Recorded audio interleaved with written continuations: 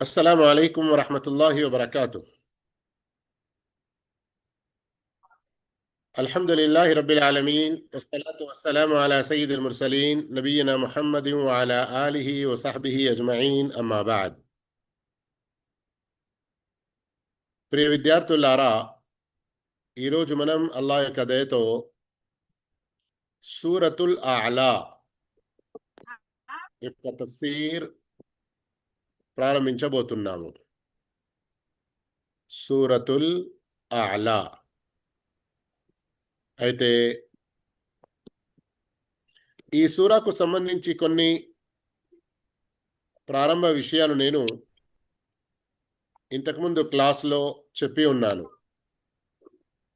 ఆ తర్వాత బుధవారం రోజు మనం ఈ తఫ్సీర్ క్లాస్ తీసుకునేది ఉండే, కానీ వీలు పడలేదు. ఆరోగ్యం కారణంగా అల్లాహుతాలా మనందరికీ బలమైన విశ్వాసంతో పాటు మంచి ఆరోగ్యం కూడా ప్రసాదించి అల్లాహ్ యొక్క ధర్మంలో స్థిరంగా ఉంటూ అల్లాహ్ యొక్క విధేయతలో, ప్రవక్త విధానంలోనే మన జీవితం గడుపుతూ ఉండే భాగ్యం వల్ల మనందరికీ ప్రసాదించుగాక. ఆమీన్ సుమ్మ ఆమీన్. మొదటి ఆయత్ సబ్బిహ్ ఇస్మ రబ్బికల్ అలా.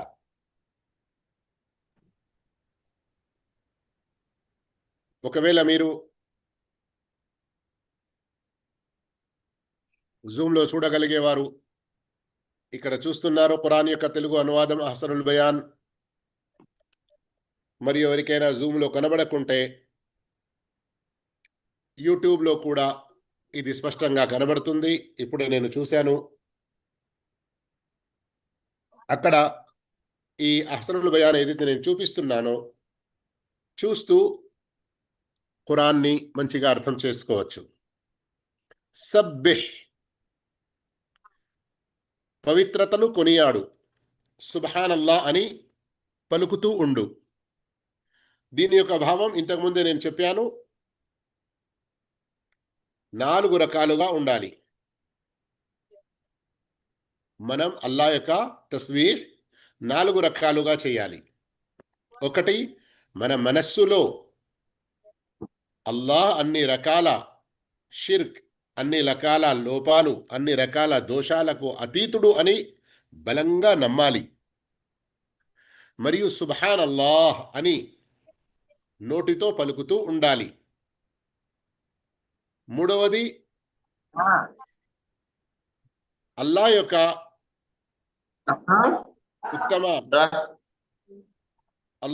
ఉత్తమ నామాలు, అల్లాహ్ యొక్క మంచి గుణాలు, అవి అల్లాహ్కు మాత్రమే తగును. అందులో అల్లాహు తాలా ఎలాంటి లోపాలు లేనివాడు అని కూడా స్పష్టంగా నమ్మాలి. ఇంకా మన ఆచరణ ద్వారా అల్లాహ్ యొక్క పవిత్రతను కొనియాడాలి. అంటే మనం ఏ పని చేయడం ద్వారా మనం అల్లాహ్కు ఒక దోషాన్ని అంటగట్టిన వారం అవుతామో అలాంటి పనులు చేయకూడదు. అల్లాహ్ అన్ని రకాల దోషాలకు, లోపాలకు అతీతుడు అని స్పష్టమయ్యే అటువంటి పనులు మనం చేయాలి. అంటే అల్లాహ్ యొక్క గొప్పతనాన్ని చాటాలి మన యొక్క ఆచరణ ద్వారా కూడా. ఈ చివరి మాట అర్థమైందా లేదా ఒకసారి చెప్పండి మీరు.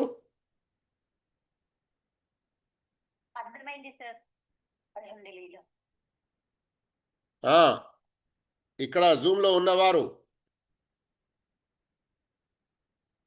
చివరి మాట అర్థమైందా లేదా ఒకసారి చెప్పాలి.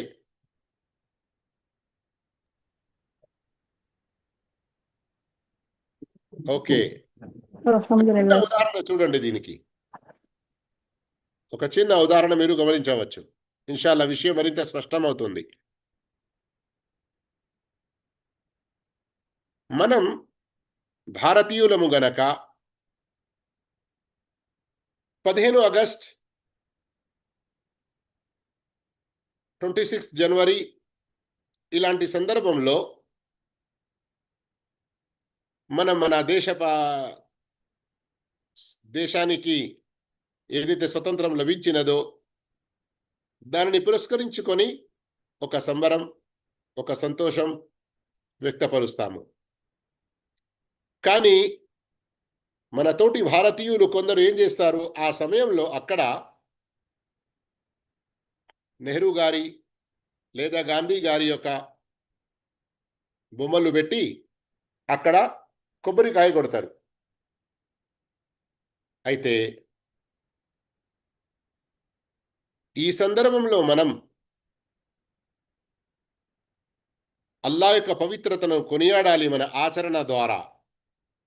అయితే మనం వారు అక్కడ టెంకాయ కొడుతున్నప్పుడు కేవలం సుబ్హానల్లా అనుకుంటే సరిపోదు.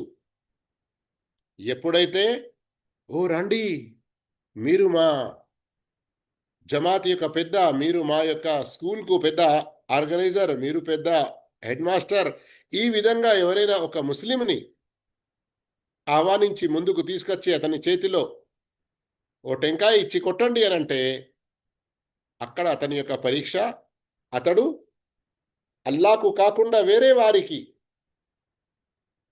ఈ టెంకాయ కొట్టి టెంకాయ సమర్పించిన వాడవుతున్నాడు అంటే అతను సుబ్హానల్లా నోటితో పలుకుతున్న ఆచరణతో వ్యతిరేకిస్తున్నాడు అని భావం.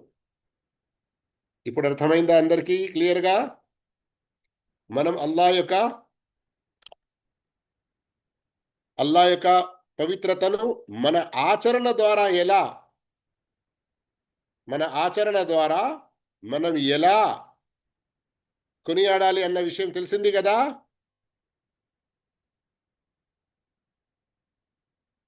అల్హమ్దులిల్లా. సమాధానం ఇవ్వాలి స్టూడెంట్స్. అవును, మరి నేను ఎవరితో మాట్లాడుతున్నాను? ఇది ఏదో ఒక జనరల్ క్లాస్ కాదు కదా, తఫ్సీర్ క్లాస్. చదివిస్తున్నాము, సమాధానం ఇస్తూ ఉండండి. బారకల్లాహు ఫీకుం వజజాకుముల్లాహు ఖైరా. ఇక రబ్బిక, నీ ప్రభువు అన్నటువంటి పదం ఇక్కడ అల్లాహుతాలా ఉపయోగించాడు. సబ్బిహిల్లా, అల్లాహ్ యొక్క పవిత్రతతోనే కొనియాడు అని అంటే కూడా మాట వస్తుంది. కానీ రబ్బిక అనడంలో ఇక్కడ హిక్మత్, ఔచిత్యం అని కొందరు ధర్మవేత్తలు, వ్యాఖ్యానకర్తలు ఏం తెలిపారంటే, ఖురాన్ అవతరిస్తున్న సందర్భంలో ఏ ముష్రికులైతే ఉండేవారో చుట్టుపక్కన మొత్తం, వారు మన అందరి సృష్టికర్త అయిన నిజమైన ప్రభువు అల్లాహ్ను రబ్ అని, అల్లాహ్ను ఖాలిక్ పుట్టించేవాడని, అల్లాహ్ను రాజిక్ ఉపాధి ప్రదాత అని నమ్మేవారు, అయినా షిర్క్ చేసేవారు. అయితే ఇలాంటి వారికి మరీ నొక్కి చెప్పడం జరుగుతుంది, మీరు ఏ అల్లాహ్నైతే ప్రభు అని నమ్ముతున్నారో ఆ ప్రభు యొక్క పవిత్రతను కొనియాడండి, షిర్క్కు దూరంగా ఉండిపోండి. అల్ అలా అల్లా యొక్క పేరు కూడా, మరియు ఇందులో అల్లా యొక్క గొప్పతనం, అల్లా ఉన్నతుడు, అందుకొరకు ఇక్కడ అనువాదంలో ఉంది సర్వోన్నతుడు అయిన అల్లాహుతాలా తన యొక్క అస్తిత్వం జాత్కే ఎతబార్సే, తన యొక్క ఉత్తమ నామాలు, మంచి గుణాల విషయంలో కూడా సర్వోన్నతుడు, తన యొక్క పనులలో కూడా సర్వోన్నతుడు. ఇక శ్రద్ధ వహించండి. మన మాహద్ యొక్క స్టూడెంట్స్ కాకుండా మాషాల్లా తబారకల్లా మరెంతో మంది స్టూడెంట్స్ ఇక్కడ హాజరయ్యారు. నేను మైక్ ఆన్ పెట్టాను ఇంతకుముందు, కానీ వేరే ఎవరో మైక్ ఆన్ చేసి వెనుక మాట్లాడుకుంటూ ఉన్నారు, అందుకని నేను మైక్ ఆఫ్ చేయడం జరిగింది. కానీ మీరు మధ్యలో డిస్టర్బ్ చేయకుండా ఉండి మంచి పిల్లలు అదబుతో ఉన్న వారి మాదిరిగా ఉండేది ఉంటే చాలా సంతోషం. మీ యొక్క మైక్ ఆన్ చేయడం జరుగుతుంది. ఆన్ చేసినప్పుడు త్వరగా సమాధానం ఇవ్వండి. ఈ మొదటి ఆయతులో రబ్ అంటే ఏంటి, అలా అంటే ఏంటి, తస్బీ అంటే ఏంటి, ఇవన్నీ వివరాలు మనం తెలుసుకున్నాము. అయితే అల్లాహ్ యొక్క నీ ప్రభు యొక్క పవిత్రతను కొనియాడు. ఎందుకు పవిత్రతను కొనియాడాలి? మన యొక్క సుబ్హానల్లా అనడానికి, తస్బీహ్‌కి అర్హుడు కేవలం అల్లాహ్ మాత్రమే. ఎందుకు? ఇక్కడ అల్లాహు తాలా ఆయత్ నంబర్ 2 నుండి ఆయత్ నంబర్ 5 వరకు కొన్ని కారణాలు తెలుపుతున్నాడు. శ్రద్ధ వహించండి ఇప్పుడు. అల్లదీ ఖలక, ఆయనే సృష్టించాడు. ఫసవ్వా, మరి ఆ పైన తీర్చిదిద్దాడు. అల్లాహు అక్బర్, అల్లాహు అక్బర్. అంతేకాదు, ఆ అల్లాహు తాలా వల్లదీ కద్దర, ఆయనే కావలసిన వాటిని తగు రీతిలో నిర్ధారించాడు. తక్దీర్, విధి వ్రాత అని ఏదైతే అంటామో దాని యొక్క ప్రస్తావన కూడా ఈ కద్దర అన్న పదంలోనే వచ్చేస్తుంది. ఫహదా, పిదప మార్గం చూపించాడు. 4 పదాలు ఇక్కడ చూస్తున్నారు కదా. ఖలక, సవ్వా, కద్దర, హదా. ప్రియ విద్యార్థులారా, ఈ 4 పదాల యొక్క అర్థమైతే ఇక్కడ ఉన్నది. ఖలక సృష్టించాడు, సవ్వా తీర్చిదిద్దాడు, కద్దర నిర్ధారించాడు, తకదీర్ విధివ్రాత రాశాడు, హదా మార్గం చూపించాడు. కానీ వ్యాఖ్యానకర్తలు దీని గురించి చెప్పిన విషయాలను గమనిస్తే అల్లాహు అక్బర్, అల్లాహ్ యొక్క గొప్పతనం మన ముందు ఎంత స్పష్టంగా వస్తుందో మీరు ఒకసారి గమనించాలి ఈ విషయాన్ని. ఖురాన్లో ఇంకా అనేక సందర్భాల్లో వీటి యొక్క కొన్ని ఉదాహరణలు కూడా తెలుపబడ్డాయి. వీటి యొక్క ఈ 4 పదాలు ఇక్కడ ఏవైతే వచ్చి ఉన్నాయో వాటి యొక్క కొన్ని ఉదాహరణలు ఖురాన్లోని వేరే సూరత్లో, ఇంతకుముందు మీరు ఉదాహరణకు చదివారు కదా, సూరతుల్ ఇన్ఫితార్లో. సూరతుల్ ఇన్ఫితార్లో మీరు చదివి వచ్చారు ఆయత్ నంబర్ 7లో. యా అయ్యుహల్ ఇన్సాను మా గర్రక బిరబ్బికల్ కరీం అల్లదీ ఖలకక ఫసవ్వాక ఫఅదలక ఫీ అయ్యి సూరతిన్ మా షాఅ రక్కబక్. గుర్తొచ్చిందా? అక్కడ చూడండి, సూరతుల్ ఇన్ఫితార్లో మనం చదివి ఉన్నాము.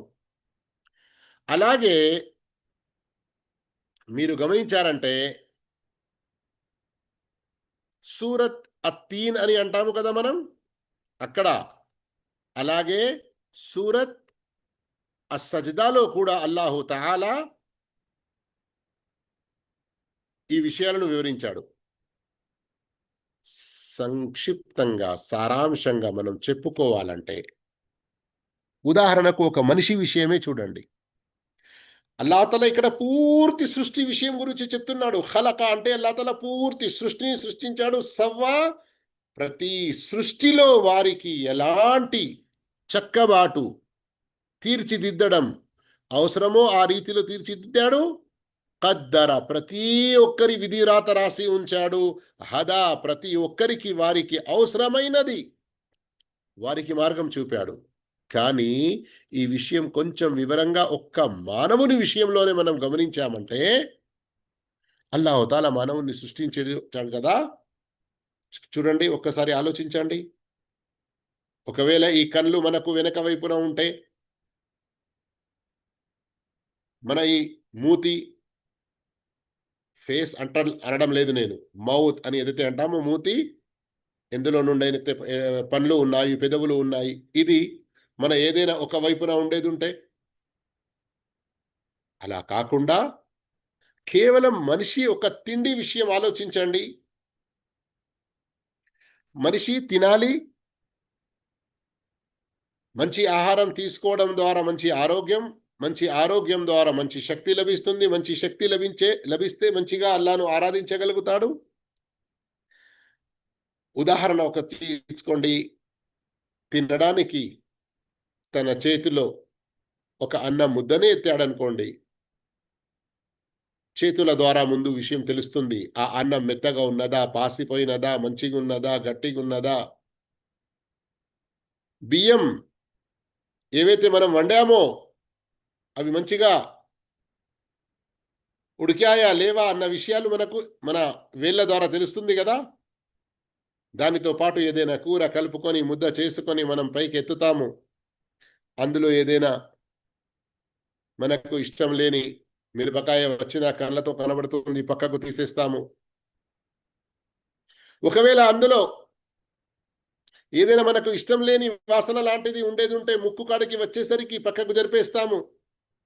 ముక్కుతో మనం అది పీల్చి చూస్తాము గనక అంతా కూడా బాగానే ఉంది అని పెదవుల వరకు తెచ్చి ఇలా నోట్లో పెడతాము. అంతలోనే నాలుక నోట్లో ఇలా పెట్టిన వెంటనే నాలుక దాని యొక్క రుచి చెబుతుంది.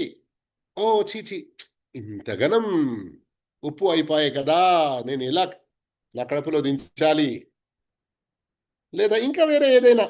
అర్థం కావడానికి ఒక ఉదాహరణ ఇస్తున్నాను నేను. ఈ విధంగా మీరు గమనించండి. అల్లాహు తాలా మనకు ఎన్ని రకాల ఈ తీర్చిదిద్దడం అనే విషయంలోనే ఒక కేవలం మన శరీరంలోనే చూసుకుంటే, మళ్ళీ ఆ తర్వాత ఆ అన్నం ముద్ద మన గొంతు కిందికి దిగడానికి గొంతులో ఎలాంటి ప్రక్రియ ఉన్నది, అక్కడి నుండి మళ్ళీ కిందికి ఎప్పుడైతే వస్తుందో జీర్ణాశయంలో వెళ్ళే వరకు మధ్యలో ఇంకా ఎక్కడెక్కడ మన యొక్క ఊపిరితిత్తులకు సంబంధించినవి, మన యొక్క లివర్ కార్యానికి సంబంధించినవి, ఈ విధంగా మీరు చూసుకోండి ప్రతి ఒక్కటి ఎలా పనిచేస్తుంది. ఒక్కసారి మనం ఒక అన్నం ముద్ద లోపలికి వేస్తే మన శరీరంలోని ఏ లోపలి బయటి ఏ అవయవాలు ఏ రీతిలో పనిచేస్తాయి, ఒక పొందికగా ఒక మంచి రీతిలో. అల్లాహు అక్బర్, నిజంగా చాలా ఆశ్చర్యపోతారు. అందుకొరకు అల్లాహ్ ఖురాన్లో ఒక చోట ఏమంటున్నాడు, వఫీ అన్ఫుసికుమ్ అఫలా తుబ్సిరూన్. ఏమిటి, మీరు మీ యొక్క స్వయం మీ శరీరంలోనే గమనించారా అల్లా యొక్క సృష్టి ప్రక్రియను మీరు గ్రహించండి. కద్దర తక్దీర్ విషయం కూడా ఉన్నది. మరియు మనిషికి ఏ ఏ అవసరాలు ఏ రీతిలో నిర్ధారించాడో అల్లాహుతల నిర్ధారించాడు. మనం మనుషులము గనక నేను మనిషి యొక్క ఉదాహరణ ముందుగా చెబుతున్నాను. వేరే ఇంకా సృష్టి రాశుల గురించి చెప్పుకుంటూ వెళ్తే మరి ఈ 2 ఆయతుల్లోనే ఇంకా గంటల తరబడి సమయం వెళ్ళిపోతుంది. హదా, ప్రతి ఒక్కరికి వారి యొక్క హిదాయత్, ఇహలోకంలో వారు ఏ రీతిలో మంచిగా జీవించాలి, పరలోకంలో స్వర్గం పొందాలంటే ఏం చేయాలి, ఇవన్నీ విషయాల యొక్క మార్గదర్శకత్వం కూడా అల్లాహుతాలా చేశాడు. అల్లా ఈ 4 పనులు చేసిన వాడు కనుక మీరు ఈ అల్లా యొక్క తస్బీ చేయాలి, ఇంకా వేరే ఎవరి తస్బీ చేయకూడదు. అంతేకాదు, వల్లది అఖ్రజల్ మర్ఆ, మరియు ఆయనే పచ్చిక బయళ్లను ఉత్పన్నం చేశాడు. ఎందుకు? మీతో పాటు మీ జంతువులు కూడా మీరు ఎలాగైతే అల్లా యొక్క అనుగ్రహాలను అనుభవిస్తూ తింటూ త్రాగుతూ హాయిగా ఉన్నారో, మీ సేవకు ఉన్న వేరే జంతువుల కొరకు కూడా అల్లాహుతాలా ఆహారాన్ని పుట్టించాడు. కానీ ఈ పచ్చిక బయళ్ళు మనం ఏవైతే చూస్తామో, స్వయం మన కొరకు ఆహారంగా ఉన్నటువంటి ఈ పంటల విషయం మీరు ఒకసారి చూడండి. బియ్యమైనా, వేరే కూరగాయలైనా, వేరే పప్పు దినుసులైనా, ఇవన్నీ ఏ పచ్చని పేర్ల ద్వారా మనకు లభిస్తాయో వాటి నుండి మనం ఆ ధాన్యాలు తీసుకున్న వెంటనే ఆ తర్వాత అది గడ్డిగా అయిపోతుంది కదా. ఆ తర్వాత మళ్ళీ మిగిలినది కూడా నల్లగా అయిపోయి అక్కడ ఏమైనా ఇంతకుముందు పండిందో లేదో అన్నటువంటి పరిస్థితి ఆ భూమిది అయిపోతుంది. అల్లాహ్ ఈ విషయాన్ని ఇక్కడ ఎందుకు తెలుపుతున్నాడు? ఈ విషయాన్ని అల్లాహ్ ఇక్కడ ఎందుకు తెలుపుతున్నాడంటే, ఓ మానవులారా, ఏ రీతిలోనైతే మీరు ఈ పంటను చూస్తారో అలాగే మీ యొక్క పరిస్థితి, మీ ఏ నామ్ నిషాన్, మీ యొక్క ఏ గుర్తు లేకుండా ఉండినది. కానీ మీ తల్లిదండ్రుల ద్వారా అల్లా మిమ్మల్ని పుట్టించాడు, మీరు పెరిగారు, మళ్ళీ చనిపోతారు. చనిపోయిన తర్వాత ఎలాగైతే ఈ భూమి మొత్తం ఎండిపోయిన తర్వాత మళ్ళీ కొన్ని చినుకులు పడడం ద్వారా ఇక్కడ పచ్చిక బయళ్ళు మనకు కనబడుతున్నాయో, అదే రీతిలో మిమ్మల్ని కూడా అల్లాహు తాలా మరోసారి తప్పకుండా పుట్టిస్తాడు. మరోసారి మిమ్మల్ని అల్లా పుట్టించడంలో ఎలాంటి సందేహం, ఎలాంటి అనుమానం లేదు. గమనిస్తున్నారా? అందుకొరకే ఇలాంటి ఈ శక్తి గల అల్లాహ్ను మాత్రమే మీరు ఆరాధించాలి. ఆయన్ని మాత్రమే, ఆయన యొక్క పవిత్రత మాత్రమే మీరు కొనియాడాలి.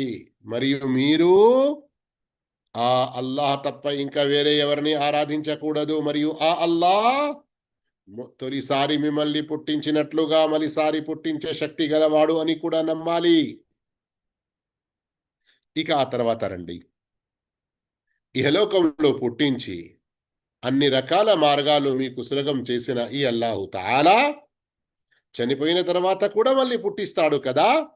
అయితే మీ హృదయాలలో విశ్వాసం యొక్క మొలక నాటడానికి, సత్కార్యాల పట్ల పుణ్యం యొక్క ప్రేమ కలిగించడానికి అల్లా మీ హిదాయత్ కొరకు ఖురాన్ అవతరింపజేశాడు. అయితే దాని విషయం ఇప్పుడు మాట్లాడుతున్నాడు అల్లాహు తాలా. సనుక్రిఉక ఫలా తన్సా, మేము నిన్ను చదివిస్తాము, మరి నువ్వు దానిని మరువలేవు. నువ్వు దానిని మరువలేవు. ఇల్లా మాషా అల్లాహ్, అయితే అల్లా తలచినది మాత్రం మరువగలవు. ఇన్నహు యఅలముల్ జహర వమా యఖ్ఫా, ఆ అల్లాహు తాలా బహిర్గతమయ్యే దానిని, గోప్యంగా ఉన్న దానిని ఎరిగినవాడు.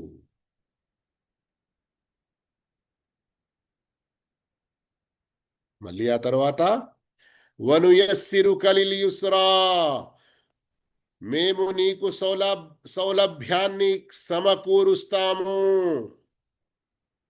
ఈ 3 ఆయతులు గుర్తున్నాయి కదా. శ్రద్ధగా వినండి. ఈ 3 ఆయతుల యొక్క భావాన్ని, ఈ 3 ఆయతుల యొక్క అనువాదం, 3 ఆయతుల యొక్క సంక్షిప్త వ్యాఖ్యానాన్ని. ఇందులో స్పష్టమైన మనకు అనువాదంలో కనబడుతున్న రీతిలో మనం చూస్తే ఎలాంటి అనుమానం లేకుండా ఇక్కడ ఒక విషయం చెప్పడం జరుగుతుంది. ఏంటి? ఖురాన్ ప్రవక్త సల్లల్లాహు అలైహి వసల్లం పై అవతరిస్తున్నప్పుడు, శ్రద్ధ వినండి, అర్థం చేసుకోండి, ఈ 3 ఆయతుల భావాలు ఏవైతే ఉన్నాయో అందులో 2 మాటలు నేను తెలియజేస్తున్నాను. కనుక మీరు శ్రద్ధగా వింటే మాట మంచిగా అర్థమవుతుంది.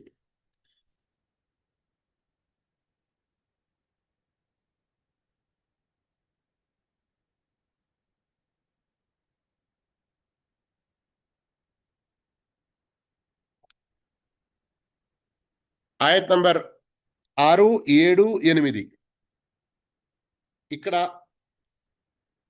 అరబీ ఆయతులకు తెలుగు అనువాదం ఏదైతే ఉందో దాని ప్రకారంగా బాహ్యమైన అర్థం ఒకటి ఏమిటి?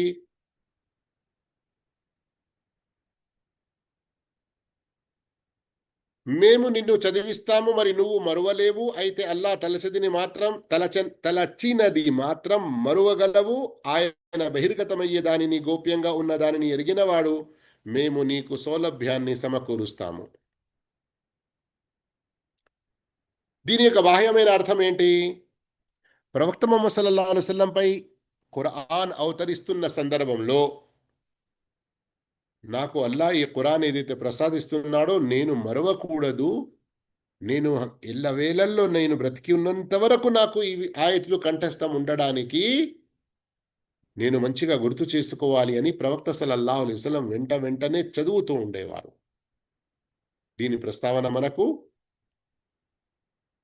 ఇక్కడ ఏదైతే సూరతుల్ ఆలాలో చూస్తున్నారో అదే కాకుండా మనకు సూరతుల్ ఖియామాలో కూడా కనబడుతుంది ఈ విషయం. సూరతుల్ ఖియామాలో కూడా ఈ విషయం మనకు చెప్పడం జరిగింది. మరియు అలాగే ఖురాన్లో మరొక చోట కూడా అల్లాహు తాలా ఈ విషయాన్ని చాలా స్పష్టం చేశాడు. బహుశా సూరతుల్ ఇస్రా అనుకుంటా. అయితే ఓ ప్రవక్త, మీరు తొందర పడకండి. ఫలా తాజల్, మీరు తొందర పడకండి. ఈ ఖురాన్ను నీవు మరచిపోకుండా భద్రంగా మీ మనసులో ఉండే విధంగా మేము నీకు సహాయపడతాము. ఆ విషయంలో మేము మీకు సులభతరం ప్రసాదిస్తాము.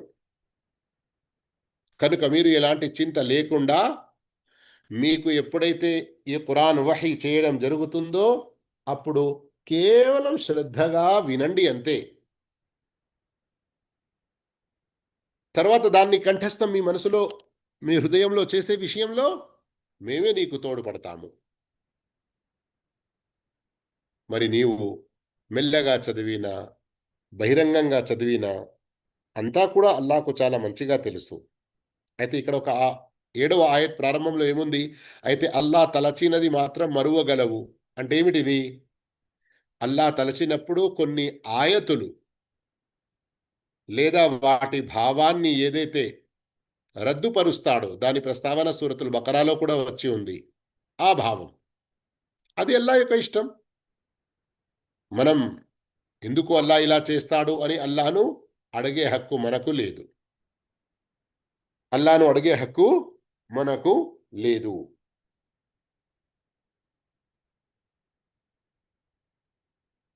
ఉదాహరణకు సూరతు నూరులో మనకు హదీసుల ద్వారా తెలుస్తుంది, పెళ్లి అయిన వారు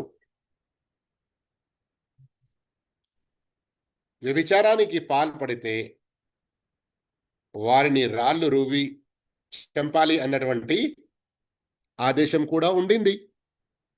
అయితే దానికి సంబంధించిన ఆ ఆయతులు కూడా ఉండినవి. అల్లాహుతాలా ఆ ఆదేశాన్ని మిగిలి ఉంచాడు హదీసుల ద్వారా. కానీ ఆ ఆయతును అల్లాహుతాలా ఖురాన్లో నుండి తీసేశాడు. అది అల్లా ఇష్టం. అది అల్లా యొక్క ఇష్టం.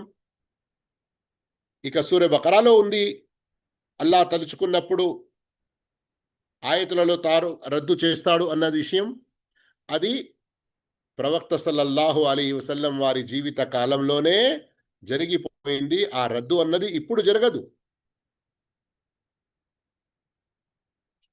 చూస్తున్నారు సూర బకరా ఆయత్ నంబర్ 106. ఓ ప్రవక్త, ఏదేని ఒక వాక్యాన్ని, ఆయతును మేము రద్దుపరచినా లేక మరిపింపజేసిన దాని స్థానంలో దానికన్నా ఉత్తమమైన దానిని లేదా కనీసం దానికి సమానమైన దానిని తీసుకువస్తాము. అల్లా ప్రతీదీ చేయగల సమర్థుడన్న సంగతి నీకు తెలియదా? భూమి ఆకాశాల సార్వభౌమత్వం అల్లాహదేనని, అల్లా తప్ప మరొకరెవరు మీ రక్షకులు, సహాయకులు కారన్న విషయం నీకు తెలియదా? ఈ విధంగా అల్లాహుతాలా తలుచుకున్నప్పుడు రద్దు చేయగలుగుతాడు. అతన్ని ఎవరు కూడా కాదనలేరు. కానీ ఈ ఆయతుల యొక్క ఈ భావం, ఈ యొక్క బాహ్య భావమే కాకుండా మరొక భావం ఇందులో ఏముంది? ఇందులో మరొక భావం, ప్రవక్త సల్లల్లాహు అలైహి వసల్లం వారికి ప్రత్యేకమైన అనుగ్రహం.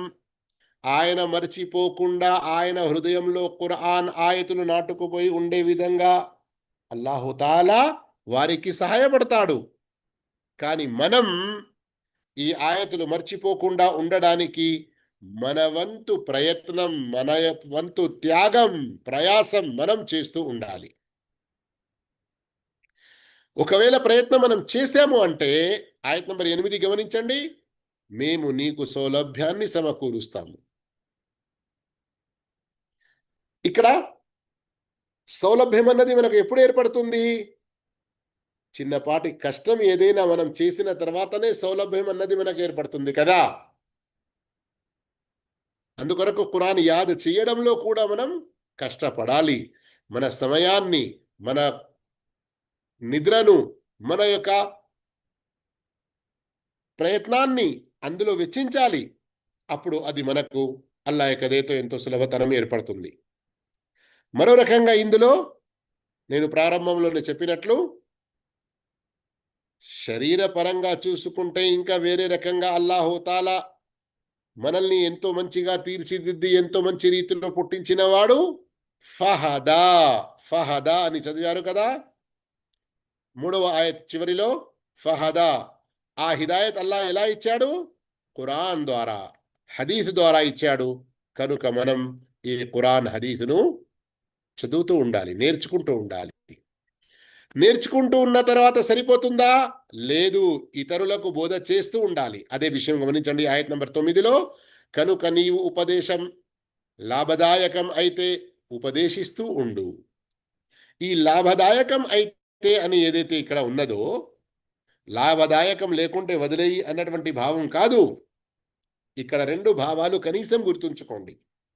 ఒకటి, మీరు ఉపదేశం చేస్తూ ఉండండి, ఒకరికి బోధ చేస్తూ ఉండండి. ఈ బోధ అన్నది ఏదో ఒక రీతిలో లాభదాయకంగా ఉంటుంది. ఎదుటి వ్యక్తి విని అర్థం చేసుకొని ఆచరించకపోయినా చెప్పేవారికి లాభమే కదా, అందులో చెప్పిన పుణ్యం లభిస్తుంది కదా, అవునా కదా? మరియు రెండో భావం, ఈ ఎవరికైతే మనం చెప్పామో విన్న వ్యక్తి అది ఆ సమయంలో అతనికి లాభదాయకంగా ఏర్పడకపోయినా ఒకానొక రోజు, అరే అవును ఫలానా సమయంలో వాళ్ళు నాకు చెప్పారు కదా అన్నటువంటి ఒక సుబూత్, ఒక రుజువు అతని వద్ద ఉంటుంది ఏదో ఒక రకంగా. కానీ గమనించండి, ఎవరైనా మనకు ఏదైనా ఉపదేశం చేస్తున్నారు, ఆ ఉపదేశం మనకు లాభదాయకం కావాలి అంటే ఏముండాలి మనలో? ఆయత్ నంబర్ 10 గమనించండి. సయద్దక్కరు మన్ యఖ్షా, అల్లా పట్ల భయం ఉన్నవాడు ఉపదేశాన్ని గ్రహిస్తాడు. చూస్తున్నారా? అందుకొరకే ఒక వ్యక్తి మనకు చెప్పాడు, ఏంటయ్యా నీవు కొంచెం నమాజులో వెనుక ఉన్నావు, ఏంటయ్యా ఈ తాగుడు మానుకో, ఏంటయ్యా ఈ పాపాన్ని వదులుకో. అరే పోరా పో, నీది నువ్వు చూసుకో, నాకెందుకు చెప్తున్నావు? ఇలా అనకూడదు. ఈ రోజుల్లో చాలా అలవాటు అయిపోయింది కదా ఎంతో మందికి ఇలా చెప్పడం. ఎందుకు? ఒక వ్యక్తి మనకు ఏదైనా ఉపదేశం చేశాడంటే మనకు లాభం చేకూర్చడానికి ప్రయత్నం చేశాడు అతను. అంతేకాదు అల్లాహ్ మనపై దయ తలిచాడు, మనకు సన్మార్గం చూపించడంలో ఒకరి యొక్క సహాయం అల్లా మనకు అందించాడు. ఇక నేను ఇలా అడ్డం తిరిగి ఇలాంటి తప్పుడు సమాధానం ఇచ్చానంటే నేను అల్లా యొక్క భయం నా మనసులో లేనట్లే కదా. అర్థమవుతుందా అవతలేదా? అందుకొరకే సూర్య బకరాలో ఒక చోట, ఓకే బారకల్లాహు ఫీకుం, సూర్య బకరాలో ఒక చోట ఏమున్నది? ఎవరైతే అల్లాతో భయపడండి, ఇదా కీల లహు తకిల్లాహ్, అల్లాతో భయపడండి అని అంటే అతడు విర్రవీగుతాడు, అహంకారానికి గురి అవుతాడు. నాకు చెప్పేవానివి ఎవనివి నువ్వు అని ఎదురు తిరుగుతాడు. వాస్తవానికి ఇలాంటి వ్యక్తి ఎవడు? గమనించండి ఆ తర్వాత ఆయత్ నంబర్ 11. వయతజన్నబుహల్ అష్కా, ఆ ఉపదేశాన్ని దౌర్భాగ్యుడు మాత్రమే దాటవేస్తాడు. అల్లాహు అక్బర్. ఏంటమ్మా నువ్వు ఏదో పనికి బయటికి వెళ్తున్నావు కదమ్మా, కొంచెం పరదా చేసుకుంటూ వెళ్ళమ్మా, అల్లాది ఈ ఆదేశం ఇచ్చాడు. ఓ ముల్సా మీరు మీ పని చూసుకోండి, నమాజ్ చేయించి మీ పనిలో మీరు ఉండండి, మాకు ఇదంతా బోధ చేసే అవసరం లేదు. ఇలా ఉండకూడదు. ఎవరైనా ఇలా అడ్డం తిరిగారు, ఉపదేశాన్ని గ్రహించలేదు, ఉపదేశాన్ని స్వీకరించలేదు అంటే నేను కాదండి చెప్పేది, అల్లా ఏమంటున్నాడు గమనించండి. అతడు అష్కా, మహా దౌర్భాగ్యుడు అయిపోతాడు. ఇంతకుముందే నేను చెప్పాను కదా మీకు, షకీ అంటే దౌర్భాగ్యుడు, అష్కా అంటే మహా దౌర్భాగ్యుడు లేదా పెద్ద దౌర్భాగ్యుడు లేదా అత్యంత దౌర్భాగ్యుడు. ఈ విధంగా వస్తుంది భావం. మనం ఇలాంటి ఏమైనా బోధనలు వింటేనే కదండి మనకు అల్లా యొక్క భయం ఇంకింత ఎక్కువగా కలిగేది. మరి ఈ విషయాన్ని మనం తిరస్కరించేసాము అంటే, ఎవరైనా మనకు బోధ చేస్తున్నప్పుడు మనం అతని బోధను ఏమాత్రం గమనించకుండా అర్థం చేసుకుండా ఉంటే, వాస్తవానికి మనకు మనం దౌర్భాగ్యాన్ని కొనుక్కున్న వాళ్ళమైపోతాము. ఇక ఇలా ఉపదేశాన్ని తిరస్కరించి ఖురాన్ హదీసుల మాటలను మనం అర్థం చేసుకోకుండా చెప్పిన వానికే అడ్డంగా తిరిగి ప్రవర్తించామంటే దౌర్భాగ్యులైపోయాము. ఈ దౌర్భాగ్యుని పరిస్థితి ఏమవుతుంది? గమనించండి, ఆయత నంబర్ 12లో అల్లది యస్లన్నారల్ కుబ్రా, వాడు పెద్ద ఘోరమైన అగ్నిలోకి ప్రవేశిస్తాడు. అల్లాహు అక్బర్. అల్లా మనందరినీ కూడా ఇలాంటి ఈ దౌర్భాగ్యం నుండి కాపాడుగాట గాక. అల్లాహ్ తన నరక ప్రవేశం నుండి కూడా మనల్ని కాపాడుగాక. అయితే ప్రతిరోజు కనీసం 3 సార్లు దువా చేసుకుంటూ ఉండాలి. ఓ అల్లా నన్ను స్వర్గంలో ప్రవేశించు, ఓ అల్లా నన్ను నరకం నుండి కాపాడు అని కనీసం 3 సార్లు మనం ఇలా దువా చేసుకుంటూ ఉండాలి. ఆ నరకం ఎలాంటిది? అక్కడి శిక్షలు భరించలేక చనిపోదామని మనిషి కోరుకుంటాడు, కానీ సుమ్మ లా యమూతు ఫీహా, వాడందులో చావనైనా చావడు. చస్తే ఏమవుతుంది? ఈ కష్టాలన్నింటినీ కూడా చూడకుండా ఉంటాము, కానీ చావు రాదు. వలా యహ్యా, బ్రతకనైనా బ్రతకడు. అంటే ఈ శిక్షలను తప్పించుకొని ఏదైనా మంచి బ్రతుకు కూడా దొరకదు. ఏ స్థితిలో ఉంటాడు? కేవలం అనువాదం చదివేకైనా కన్ఫ్యూజ్ కాకూడదు అని బ్రాకెట్లో అక్కడ రాశారు. రెంటికి మధ్య దుర్భర స్థితిలో ఉంటాడు. అల్లాహ్ అల్లాహుతాలా ఈ నరక శిక్షల నుండి మనందరినీ కూడా కాపాడుగాక. అల్లాహు అక్బర్. ఇక్కడ చూస్తున్నారా, మనిషి నరకంలో శిక్షలను భరించలేక ఏమంటాడు చూడండి ఇక్కడ. సూర నంబర్ 25 ఆయత్ నంబర్ 13, 14.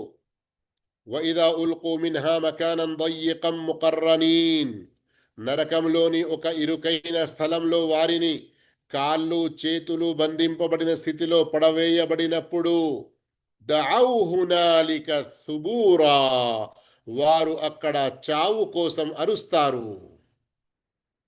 మాకు చావు రావాలని కోరుకుంటారు. లా తద్ఉల్ యౌమ సుబూరం వాహిదన్ వద్ఉ సుబూరన్ కసీరా, ఈ రోజు ఒక్క చావు కోసం అరవకండి, అనేక చావుల కోసం అరుస్తూ ఉండండి అని వారితో అనబడుతుంది. అంటే ఏంటి? అనేక చావుల కోసం అరుస్తే చావు వస్తుందనా? కాదు. ఇక్కడ మీరు ఇక ఒర్రుకుంటూ ఉండాల్సిందే. ఇప్పుడు మీ మాట వినడం జరగదు. ఇహలోకంలో ఎంతమంది మా మంచి వాళ్ళు వచ్చి మీకు చెప్తూ ఉంటే మీరు ఇలాగే మా మాటలను తిరస్కరించారు కదా. అల్లాహ్ అక్బర్. అల్లాహ్ అక్బర్. ఏంటి అక్కలారా అవ్వలారా, ఏం మాట్లాడుకుంటున్నారు మీరు? శ్రద్ధగా మాటను వినండి, అర్థం చేసుకోండి, సైలెంట్గా ఉండండి.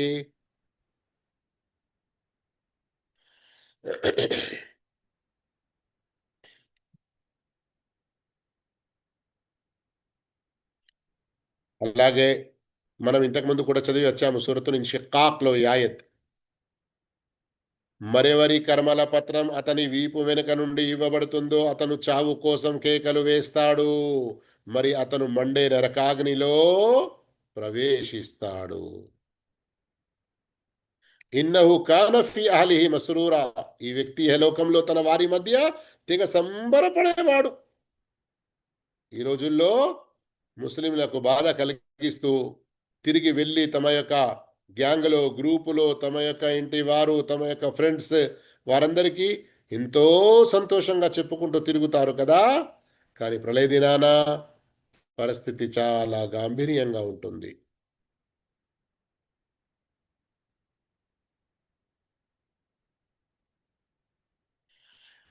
ఇక రండి, అల్లాహుతాలా ఈ కొన్ని విషయాలు తెలిపిన తర్వాత మళ్ళీ ఏ రీతిలో మనకు బోధ చేస్తున్నాడో గమనించండి. ఖద్ అఫ్లహ మన్ తజక్కా, ఖచ్చితంగా సాఫల్యం పొందాడు. ఎవరండి? పవిత్రుడైన వాడు. మన్ తజక్కా. తజక్కా పవిత్రత అంటే ఇక్కడ మనిషి అన్ని రకాల షిర్క్ బిదత్ల నుండి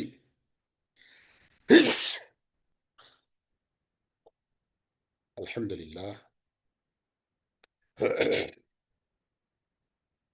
ఎరముకల్లా అని చెప్పరా మీరు? అహ్దీకుముల్లాహ్ వయస్లిహ్ బాలకం.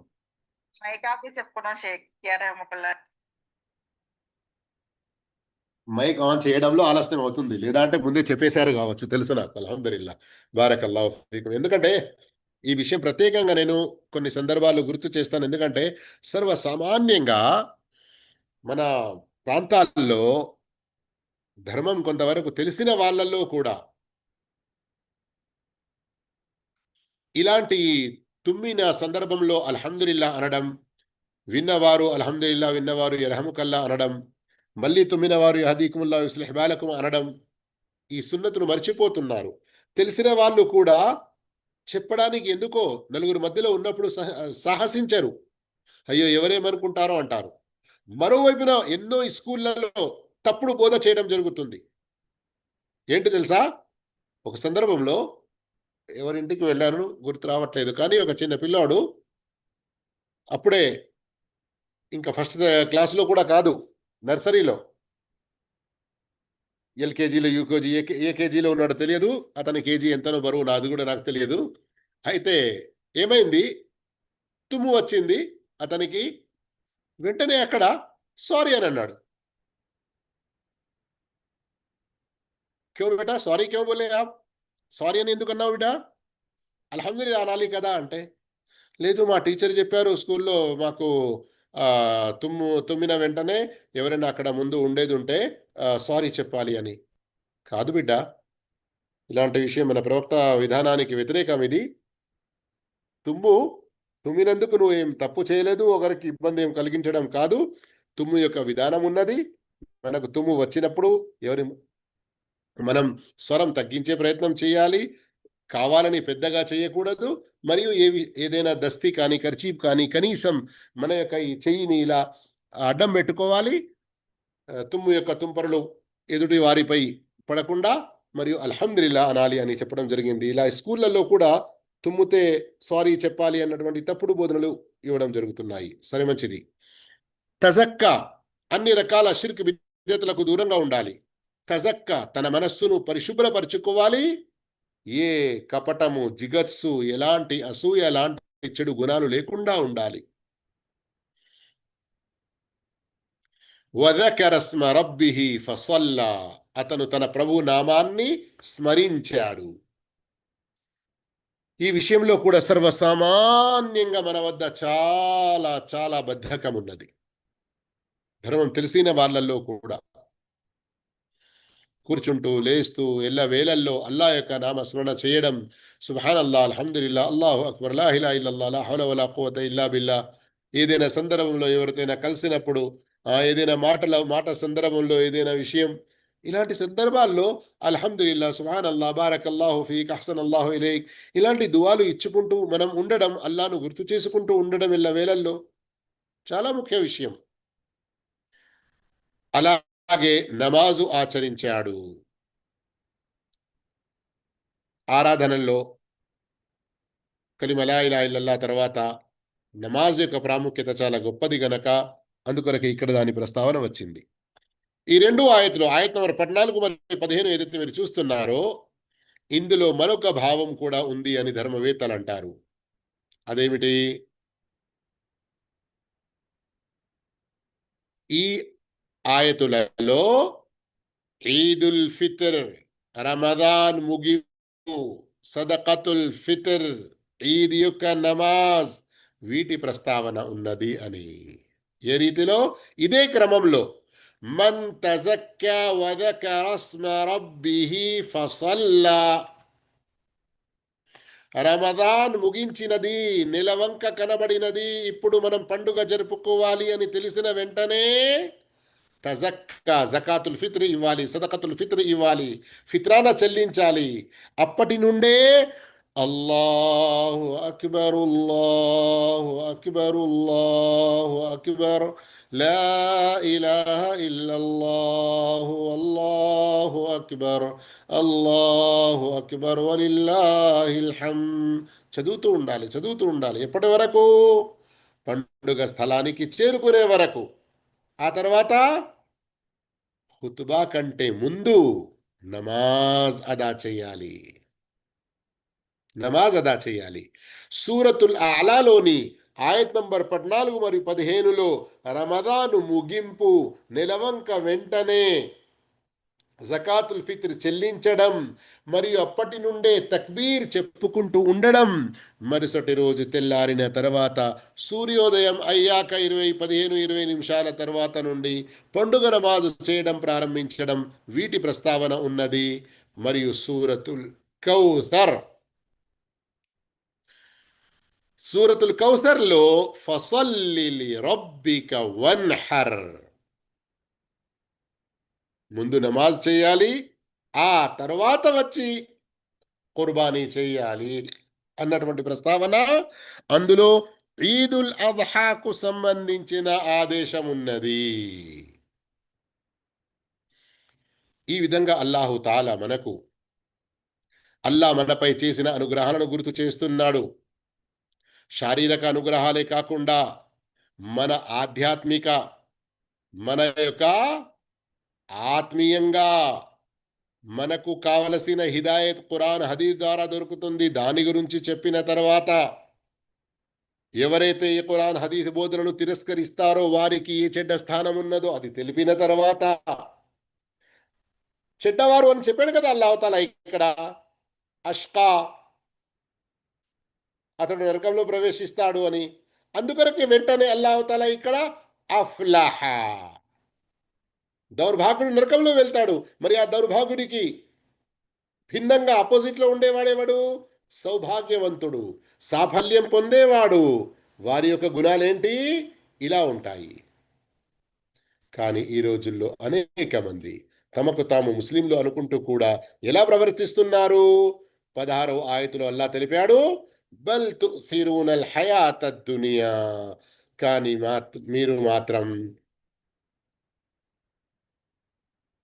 మీరు మాత్రం ప్రాముఖ్యతనిస్తున్నారు ప్రాపంచిక జీవితానికి. మీరు ప్రాముఖ్యత ఇస్తున్నారు ప్రాపంచిక జీవితానికే. ఈ రోజుల్లో ఇలాగే జరుగుతుంది కదా మనలో అనేక మంది. కానీ వాస్తవం ఏమిటి? వల్ ఆఖిరతు ఖైరు అబకా, వాస్తవానికి పరలోకం ఎంతో మేలైనది, ఎప్పటికీ మిగిలి ఉండేది. అల్లాహు అక్బర్. ఈ విషయాన్ని గమనించండి ఇక్కడ. ఇహలోకం ఎప్పటికీ మిగిలి ఉండేది కాదు, ఎప్పటికీ మిగిలి ఉండేది పరలోకం. ఇహలోకం మంచిది ఎప్పుడు? దానిని నీవు పరలోక మంచి కొరకు ఉపయోగిస్తున్నప్పుడు. ఇహలోకంలో ఉండి పరలోకం గురించి నీవు ఆలోచించకుంటే నీ ఇహలోకం కూడా పాడే, పరలోకం కూడా పాడైపోతుంది. ఇన్న హాదా లఫి సుహుఫిల్ ఊలా, ఈ బోధనలు, ఈ విషయాలు మునుపటి గ్రంథాలలో ఉన్నాయి. ఎవరి గ్రంథాలు? ఇబ్రాహీం అలైహిస్సలాంకు ఇవ్వబడిన గ్రంథాలు, మూసా అలైహిస్సలాంకు ఇవ్వబడిన గ్రంథాలు. ఈ విధంగా ఇక్కడి వరకు సూరా సమాప్తమైనది. సోదర మహాశయులారా, ఈ సూరాలో మనకు ఉన్నటువంటి బోధనలు ఎంత చక్కగా అల్లాహు తాలా తెలిపాడో అర్థం చేసుకొని దాని ప్రకారంగానే మీరు ఆచరించే ప్రయత్నం చేయండి. ఇక్కడికి ఈ సూరా తఫ్సీర్ యొక్క క్లాస్ ముగిస్తుంది. ఇక మీ వద్ద ఏమైనా ప్రశ్నలు ఉండేది ఉంటే మనం వాటిని తీసుకోవచ్చును. కానీ ఒకరి వెనుక ఒకరు.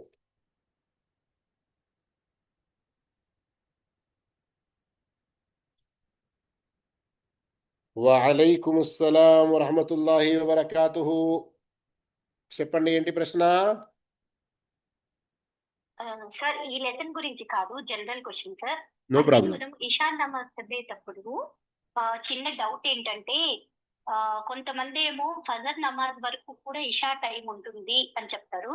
కొందరేమో అంత టైం ఉండదు అంటారు. అంటే కొన్ని సందర్భాల్లో ఎక్కువ పని వల్ల కానీ, ఏదైనా ప్రయాణం వల్ల కానీ, ఏదైనా ఒక కారణం వల్ల మనం నమాజ్ చదవలేకపోతే నమాజ్ టైం అనేది మనకు ఉదయం ఫజర్ నమాజ్ స్టార్ట్ అయ్యేంత వరకు ఉన్నట్టేనా సార్? మీరు అడిగిన ఈ ప్రశ్నకు సంబంధించి నేను 3 మాటలు చెబుతున్నాను, శ్రద్ధగా వినండి. మీరందరూ కూడా అర్థం చేసుకోండి. ఇప్పుడు ఉన్నవారు, తర్వాత ఆన్లైన్లో వినేవారు, యూట్యూబ్లో వినేవారు. మొదటి విషయం, ప్రతి నమాజు కొరకు ఒక ప్రారంభ సమయం, ఒక ముగింపు సమయం అనేది ఉంటుంది. ఇక మీరు ఇషా విషయంలో అడిగారు గనక, ఇషా యొక్క సమయం రాజహ్ కౌల్, ప్రయారిటీ, ప్రాధాన్యత లభించినటువంటి మాట ఆధారంగా, దేనికైతే ఎక్కువ హదీతులు ఆధారంగా ఉన్నాయో దాని పరంగా ఇషా ముగింపు సమయం అర్ధరాత్రి. ఇక్కడ అర్ధరాత్రి అంటే సర్వసామాన్యంగా రాత్రి 12 గంటలు మిడ్ నైట్ అని అంటారు, అలా కాదు.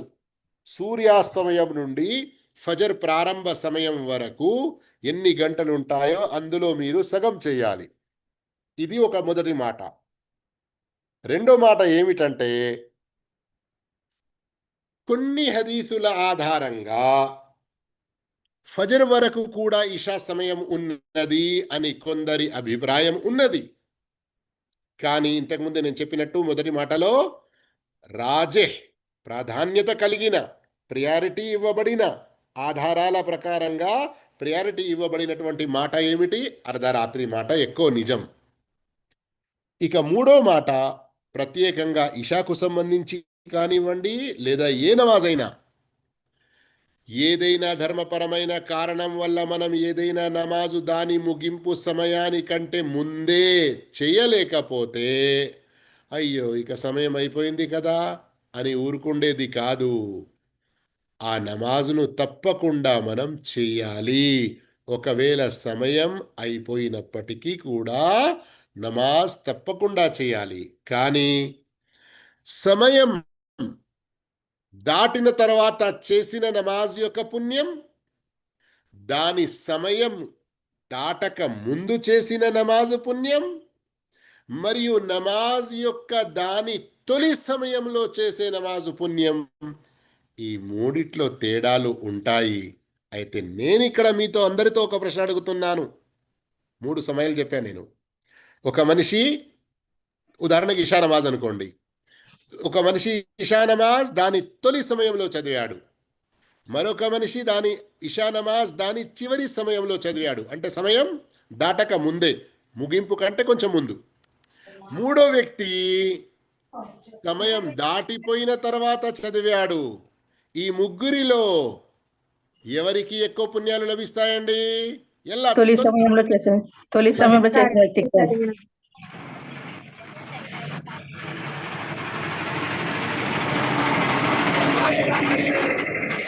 బారకల్లాహు ఫీ ఇల్మికుం, కరెక్ట్ సమాధానం. మాషా అల్లా, మాషా అల్లా. మన ఈ ఆన్లైన్లో వింటున్న వారు ఏదో బండిపై లేదా బస్సులో లేదా వెహికల్పై ప్రయాణం చేసుకుంటూ కూడా వింటున్నారు అన్నట్లుగా కనబడుతుంది. వారు మైక్ ఆన్ చేసుకుంటే డుడురు అనే సప్పుడు వస్తుంది. జజాకుముల్లాహు ఖైర్. వంట చేసుకుంటూ కూడా, ఇల్లు ఊడ్చుకుంటూ కూడా, బట్టలు ఉతుక్కుంటూ కూడా, మీ పనులు చేసుకుంటూ కూడా మాషా అల్లా తబారకల్లా మీరు ఈ పాఠాలు వింటున్నారు అంటే అల్హమ్దులిల్లా, మంచి విషయం. మీ యొక్క సమయాన్ని యొక్క పుణ్యకార్యంలో గడుపుతున్నారు. అయితే ఇషా సమయకి నమాజ్కి సంబంధించి మీరు అడిగిన ప్రశ్నకు సమాధానం లభించింది కదా?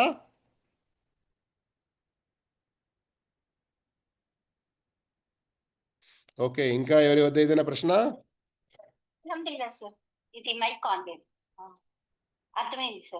ఓకే, బారకల్లాహు ఫీకుం. అస్సలాము అలైకుం రహమతుల్లాహి బరకాతుహు షేక్ గారు. అప్పుడు చదువుదాము అని కొద్దిగా, ఎప్పుడైనా చాలా పని ప్రయాణాలు ఉన్నప్పుడు అలసట అనిపిస్తుంది సార్.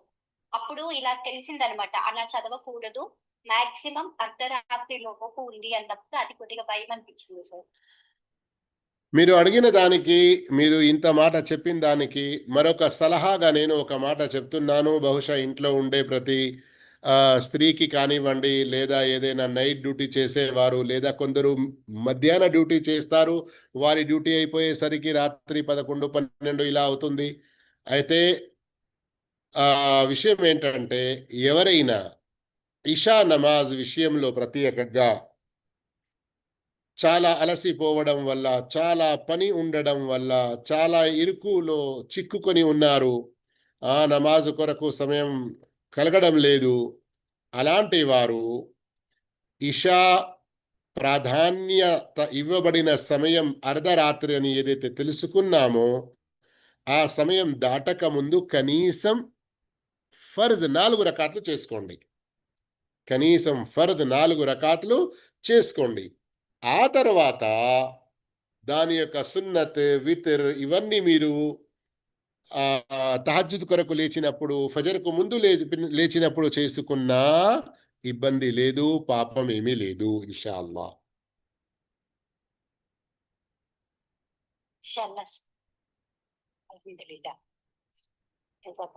ఇక్కడ ఎవరో బహుశా 212 అనుకుంటా, వారి మైక్ ఆన్ అయ్యి ఏదో ప్రశ్నించినట్లుగా ఏర్పడింది.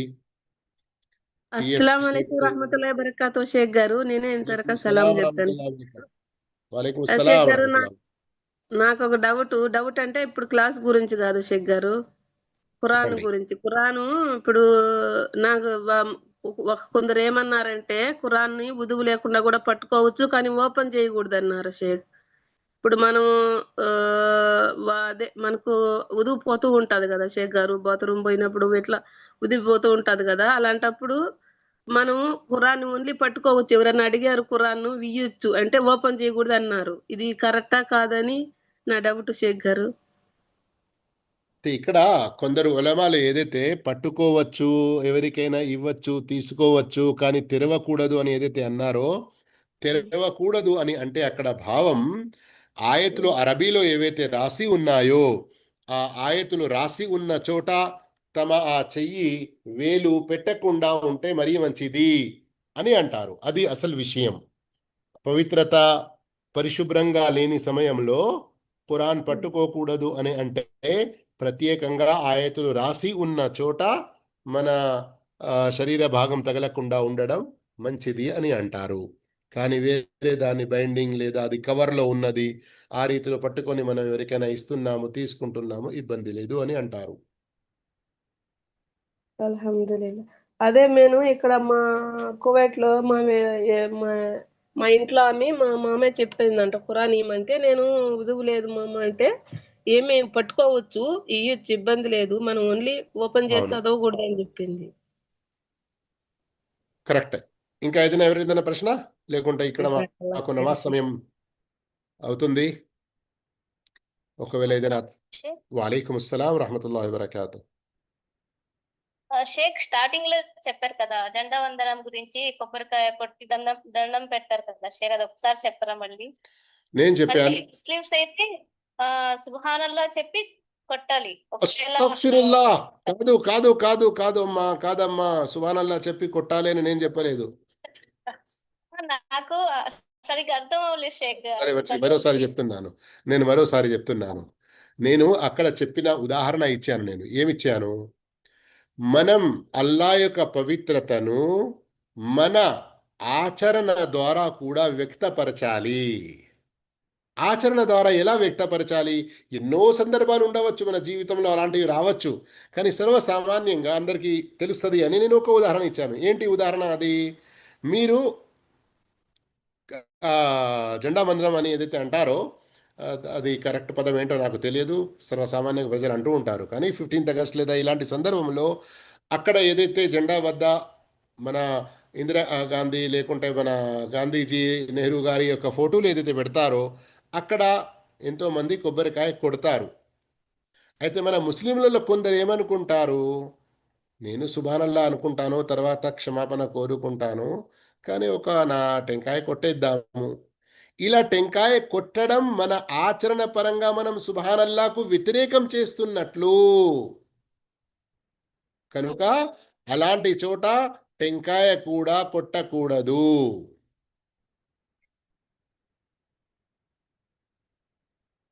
అర్థమైంది షేక్. ఓకే, జజాకుముల్లాహు ఖైరా, బారకల్లాహు ఫీకుం, కతబల్లాహు అజ్రకుం. అల్లాహు తాలా ఖురాన్ను మంచిగా అర్థం చేసుకొని, ప్రవక్త హదీతులను చదువుతూ అర్థం చేసుకొని, వాటి ప్రకారంగా మన జీవితాన్ని మలుచుకునే భాగ్యం ప్రసాదించుగాక. ఆమీన్. వ ఆఖిరు దావానా అల్హమ్దులిల్లాహి రబ్బిల్ ఆలమీన్. వస్సలాము అలైకుం.